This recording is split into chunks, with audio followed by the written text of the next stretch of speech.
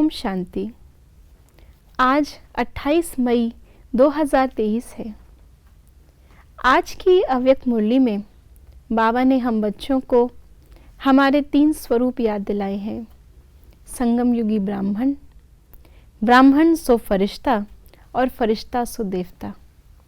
बाबा ने मुरली में कहा कि हम क्षत्रिय नहीं हैं, हम ब्राह्मण हैं और ब्राह्मण से भी ऊपर फरिश्ता बनने वाले हैं जो सर्व आत्माओं को देने वाला है, और फिर देवता जो स्वयं हर प्राप्ति का स्वरूप है।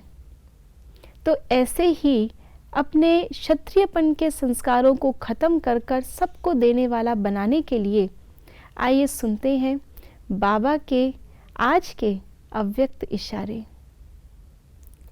जितना स्वयं को मनसा सेवा में बिजी रखेंगे उतना सहज मायाजीत बन जाएंगे। सिर्फ स्वयं प्रति भावुक नहीं बनो, लेकिन औरों को भी शुभ भावना और शुभ कामना द्वारा परिवर्तित करने की सेवा करो। भावना और ज्ञान, स्नेह और योग दोनों का बैलेंस हो। कल्याणकारी तो बने हो, अब बेहद विश्व कल्याणकारी बनो। आज के अव्यक्त इशारों में बाबा ने एक साथ कई बातों पर हमारा ध्यान खिंचवाया है। मायाजीत बनने के लिए हम बच्चों को कई बार कितना युद्ध करना पड़ता है, स्वयं से, स्वयं के संस्कारों से, कई बार समय से, कई बार परिस्थितियों से, और कई बार तो दूसरी आत्माओं से और विशेष ब्राह्मण आत्माओं से भी हम युद्ध करने लगते हैं। सूक्ष्म में ही सही, लेकिन उसको युद्ध ही कहेंगे। तो आज बाबा ने हमें क्षत्रिय नहीं लेकिन सहज मायाजीत बनने के लिए, युद्ध करने वाला नहीं लेकिन योग्य बनने के लिए, अपनी मनसा को पावरफुल बनाने के लिए कहा है। बाबा ने कहा कि ये शक्तिशाली मनसा सिर्फ अपने प्रति भावुक नहीं लेकिन औरों को भी शुभ भावना और शुभ कामना का अनुभव कराएगी।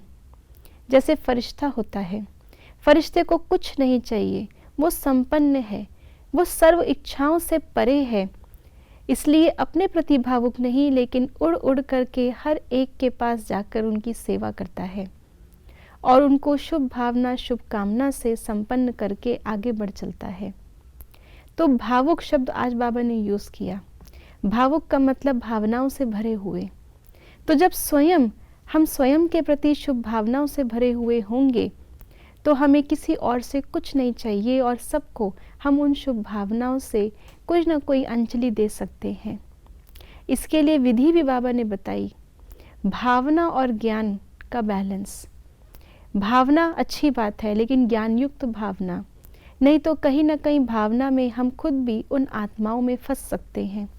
और सिर्फ रूखा सूखा ज्ञान नहीं है हमारा, ये ज्ञान ये कहता है कि कैसे हम प्रेम स्वरूप बन कर के सबकी सेवा कर सकते हैं, सुख स्वरूप बन के सबको सुख धाम का रास्ता बता सकते हैं।